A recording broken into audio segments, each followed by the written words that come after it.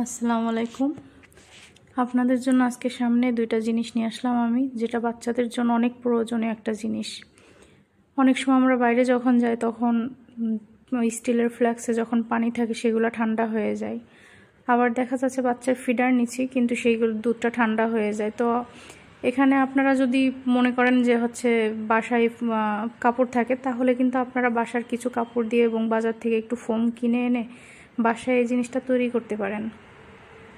তা আমি নিজে আমার বাচ্চার জন্য এগুলো ব্যবহার করি, নিজেই বাসায় তৈরি করেছি। এবং যখন বাইরে যাই তখন ফ্লাস্কটা আমি ব্যাগের মধ্যে হাতের তৈরি এই ব্যাগটার মধ্যে নিয়ে যাই এবং ফিডারটাও এটার মধ্যে করে নিয়ে যাই। তো তখন দেখা যাচ্ছে অনেকক্ষণ পর্যন্ত আপনার খাবারটা গরম থাকে, বাচ্চার খাবারটা। আমার কোনো টেনশন থাকে না যে ঠান্ডা হয়ে গেলে কোথায় গরম করব, কি করব, এই জিনিসটা টেনশন থাকে না। তো আপনাদের হাতে যদি সময় থাকে তাহলে এভাবে আপনারা নিজেরাও বানায় নিতে পারবেন।